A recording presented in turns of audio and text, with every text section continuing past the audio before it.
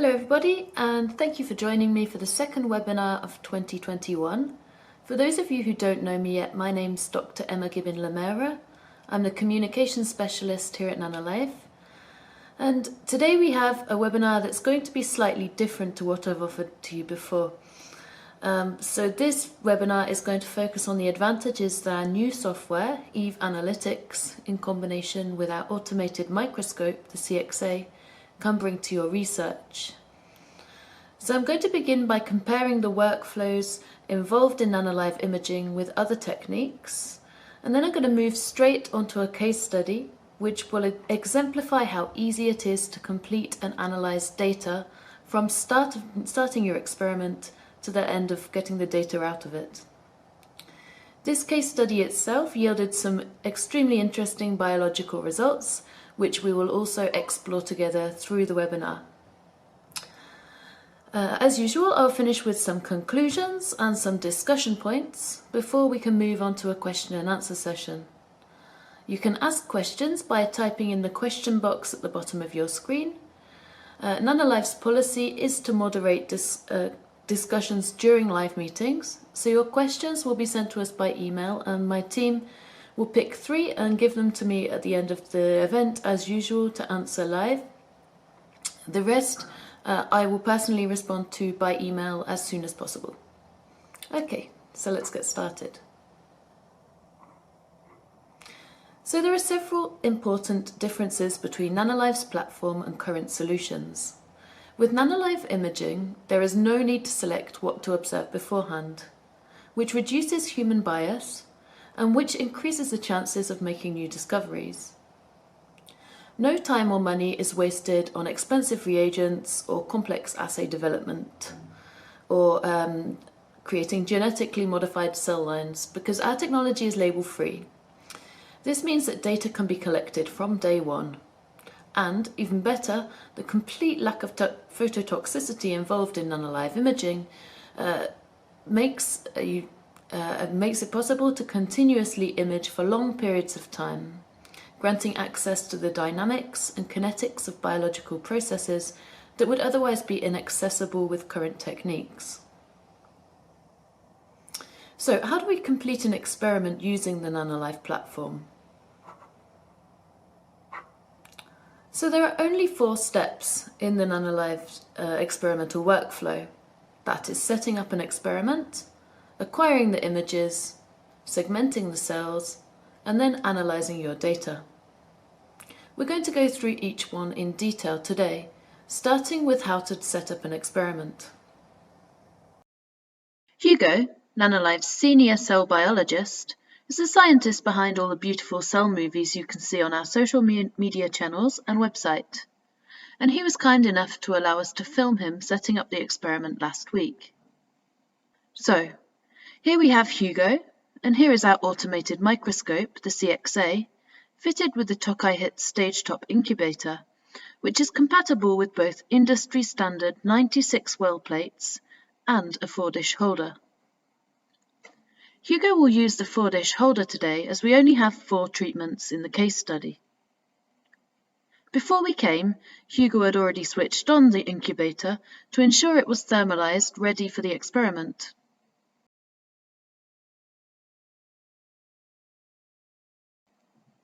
While the stage is thermalizing, we can go to the lab and prepare the experiment.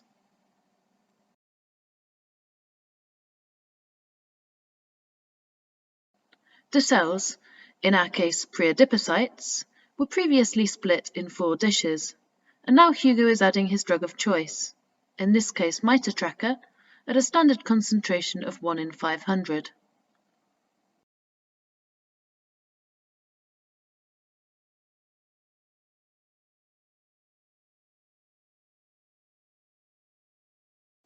Once this is done, he can place the dishes in the holder on the stage. And now, we're ready to start our imaging.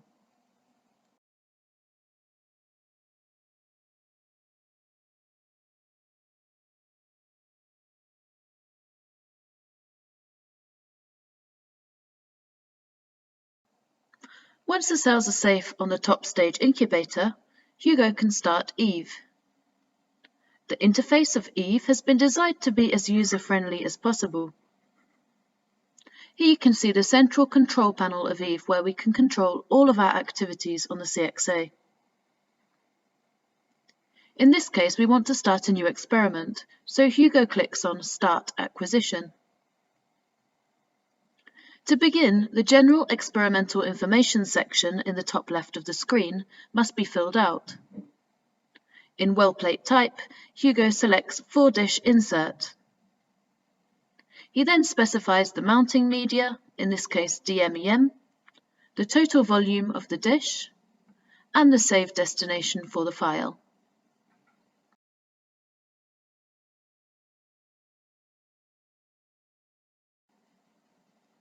Once this is complete, he can customize the experimental protocols for each dish. For each dish, he must enter the name of the treatment.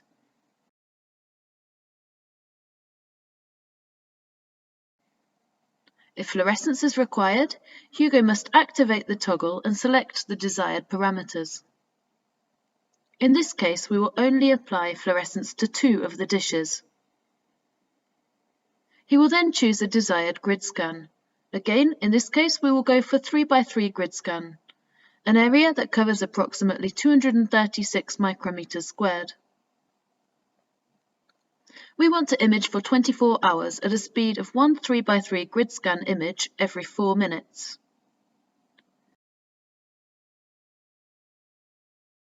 Our 4 treatments in the case study are therefore: number 1, the experimental control with no miter tracker and no fluorescence. Number 2, cells treated with miter tracker but without fluorescence, allowing us to test the cytotoxicity of the dye. Number 3, cells treated with miter tracker and low intensity fluorescence, set at an intensity of 1% of the laser power. And number 4, cells treated with miter tracker and high intensity fluorescence with laser power intensity pushed to 5%. Next, we need to do a rough focus on the cells in both white light and fluorescence. And then we're ready to start the acquisition. The CXA is fully automated, so Hugo has no need to wait. He can go home and come back tomorrow to check his results. Thank you for showing us this part, Hugo. Have a nice evening. So, here we are 24 hours later. I can navigate through the different wells and the different data points to observe what happened to the cells during the experiment. Let's go through the treatments one by one. As you can see in the control, my cells were healthy and happy and continued to divide for the whole duration of the experiment. In the well containing cells treated with miter tracker but without fluorescence, I see that the cells are healthy until a certain point when they start to die, suggesting that the dye itself impacts cellular health, even without the phototoxicity induced by light. In the low-intensity light treatment, the cells are healthy at first but start to die a bit earlier, somewhere around the 5-hour mark. And finally, in the last well, where cells were perturbed by high-intensity fluorescence, cells start dying almost immediately. But these are qualitative observations. Let's get some numbers out of the experiment. To do this, we simply select Analyze at the top of the screen. We can name the analysis file as we like. It will be automatically saved in the same place as it was loaded from. The other important parameter we need to specify is the type of cell morphology. If your cells are P-shaped, select compact/discrete. If they are fried egg-shaped, select spread/extended. Now we can decide whether we removed cycles from the experiment. In this example, I will leave all the data points in the analysis. So all I need to do is to click on Go to Preview and wait a couple of minutes for the software to sort the image into clusters. The smart idea behind the clusters is to group similar images together to allow the user to optimize the sensitivity of the segmentation. For our dataset, we got 11 clusters. We can decide if they are representative of our cells and if we want to keep them, or if we want to discard them. I will keep them all. Once this step is done, the preview page will be constructed. This step takes some time, depending on the amount of data that you need to compile. In our case, it took half an hour, during which I could do something else. For the sake of time, I prepared it already on another window, and I can show you the final preview page. So here we go. Here you see the preview of the segmentation completed using different thresholding parameters. We need to choose the most accurate one for each image cluster. You can zoom in on the cells to compare the results of different segmentations and then select which parameter fits cells the best.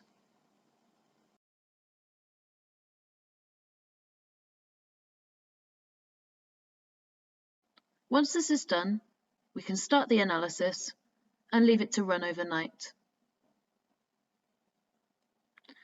This segmentation took 10 hours for 4 conditions, each analysed using the 3x3 grid scan and each containing 360 time points.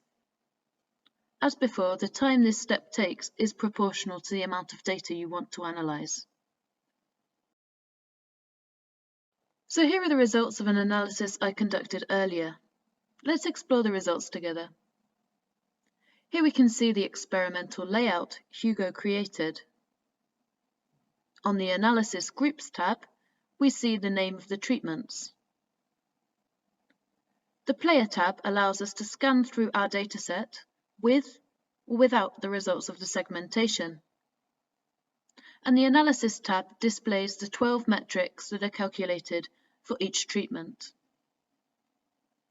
We can activate the standard deviation here. The first thing I want to check is that our experimental control worked. A quick scan through the images confirms that our cells are alive and healthy, an increase in confluency over the experiment. Checking the confluency graph allows us to quantify this increase from 45% to around 70%. Cells exposed to experimental treatments did not share the same fate. The graph suggests that the timing of the decrease is proportional to the level of stress experienced by the cells. Cells exposed to mitotracker and high-intensity fluorescence, for example, start to reduce in confluency after just 1 hour, whereas cells treated with mitotracker and low-intensity fluorescence do not lose confluence until after 5 hours. So, what happens to cells at these time points? If we check the cell count graph, we can see that the cell count stays stable over time in all treatments. So, the loss of confluence cannot be because of cells moving in and out of the frame. It must be related to a change in the shape of the cells. If we check the metrics, we can see that the average cell becomes smaller, is less compact, and denser at the same time points. The separation between the treatments shows that stressors have a cumulative effect on cell health. This is true for all metrics. To understand why, we need to combine both the quantitative and qualitative information. This can be easily done retrospectively, as Eve Analytics automatically creates and exports the maximum intensity projections, the segmentation masks overlaid, and the data for every cell at every time point. This is how we create our Nanolive style videos with the graphs. Easy. So let's appreciate the results. So here is the control. As we saw in Eve Analytics, the cells are alive, happy and divide throughout the experiment, confirming the non-invasiveness of label-free imaging. The graphs displaying on your screen are some of the graphs that we saw earlier in Eve Analytics.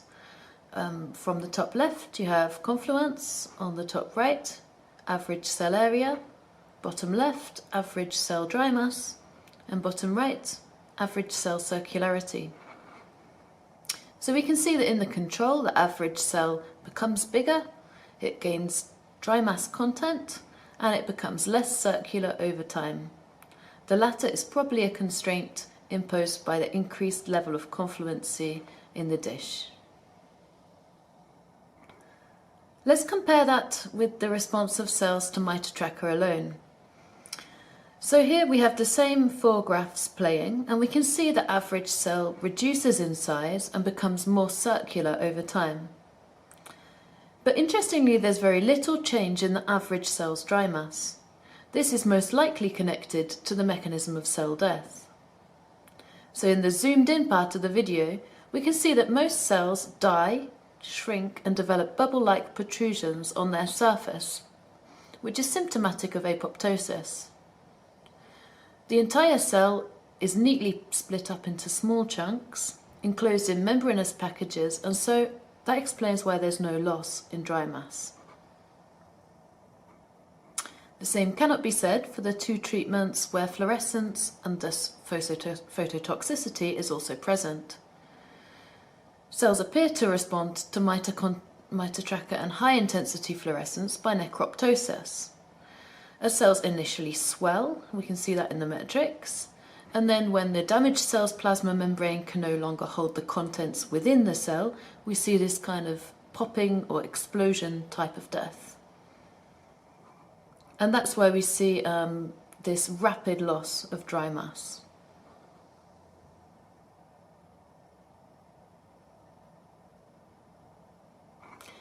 The final video shows the cell response to MitoTracker and low-intensity fluorescence. Now, if you look carefully in the video here, you can see different examples of both apoptosis and necroptosis. And in some cases, it seems to be a fusion between the two, where we start to see apoptosis and then the cell bursts and turns more into a necroptotic type of death. And that is also reflected in the metrics as well. So you see it takes longer for cells to die and there's more gradual change in the metrics.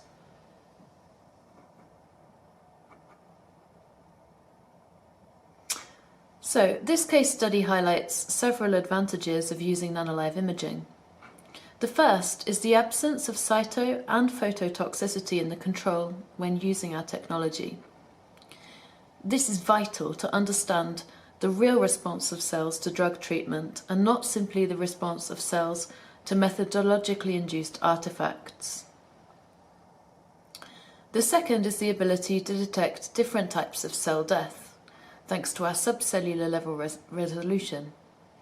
This has important implications for predicting or understanding how a drug will affect either the progression of disease, the response of the immune system, or the generation of unwanted side effects.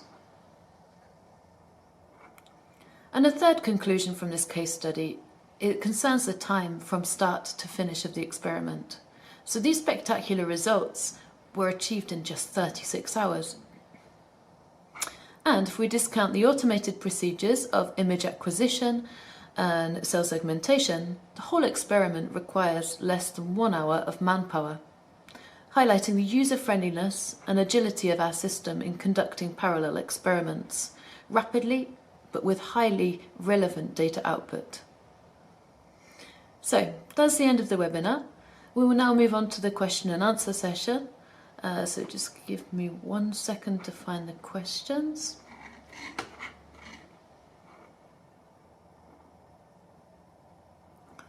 Okay. So the first question is, how do I get Eve Analytics? Okay, so Eve Analytics will be included in the quote of any new microscope for the CXA. If not, any of our current CXA clients can contact us for a quote to gain the package. Second question is, how many different wells or conditions can be analysed in parallel? Yeah, so we get this question a lot. With the CXA at the moment, it's currently possible to analyse, to run and to analyse up to 60 wells or conditions in parallel simultaneously. And question 3, what type of data is actually exported from Eve Analytics? Yep, so there's 3 different things that are exported directly. I think we saw it earlier in the example. When you click on export results, you get a file called analytics, and within that you get 3 folders. The first one is a maximum intensity projection, which is as a TIFF file. That's what we use to create our videos. The second is the overlay. So that contains the RI image, the refractive index image, with the segmentation overlaid. And the third is a file called metrics. And within metrics, you will have 3 CSV files. The first contains the metrics from cells all in the field of view. So cell count, cell confluency, and total cell dry mass. The second CSV includes all of the cell metrics from every cell at every time point, so you can then handle the data however you want afterwards. And the third contains an overview file, so if you like, containing statistics such as average cell at each time point, standard deviation, coefficient of variation, and lots of different quartile. I think we have 2.5, 9 to 7.5, yeah, well, a lot of different quartile measurements. Yeah, so it's a pretty comprehensive output. So thank you very much for joining me. It's been a pleasure, and I hope to see you next time. Take care. Bye-bye.